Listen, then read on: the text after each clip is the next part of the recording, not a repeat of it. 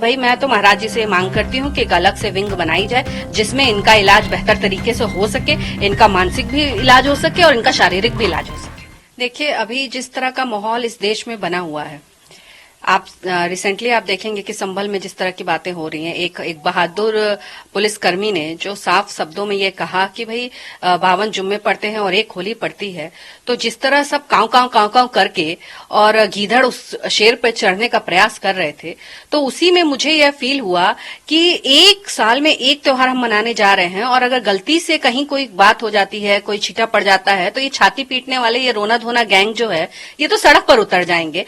तो फिर उसी आधार पर मेरी ये सोच है कि जहां कहीं भी इनको अगर इतना ही डर है, इनको अगर इतनी ही घबराहट है हमारे लोगों से, तो क्यों ना जो मेडिकल कॉलेज हमारे यहाँ बलिया में बन रहा है उनके लिए अलग से विंग ही बना दी जाए, जिसमें वो आएंगे अपना इलाज करा के और निकल भी जाएंगे। और दूसरा कि जो और अन्य कम्युनिटी वहां पे आएगी, एक तो आपने एक आध वीडियो भी देखे होंगे, एक आध क्या पूरा इंटरनेट भरा रहता है ऐसे वीडियो से कि फलों पे थूकना, सब्जियों पे थूकना, शरबत में अपने पेशाब मिलाना और इस तरह की हरकतें जब आप देखते हैं तो मन में घबराहट भी होती है।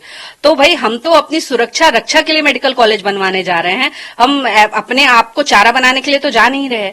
तो मेरा ये मानना है कि भाई मैं तो महाराज जी से मांग करती हूँ कि एक अलग से विंग बनाई जाए जिसमें इनका इलाज बेहतर तरीके से हो सके, इनका मानसिक भी इलाज हो सके और इनका शारीरिक भी इलाज हो सके।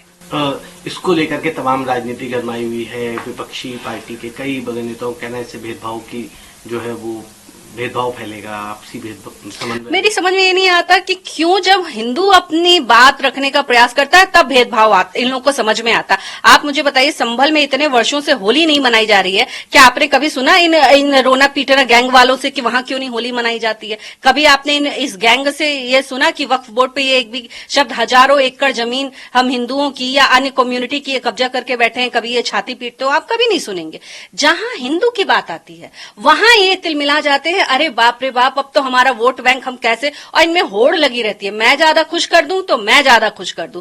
पर अब बदलाव हो रहा है, अब हिंदू भी जागृत हो रहा है। 500 साल से ज्यादा वर्ष का जो हमारा राम लल्ला का इंतजार था, कितनी शर्म की बात है, खेद की बात है कि इतने वर्षों बाद राम लल्ला विराजमान हुए।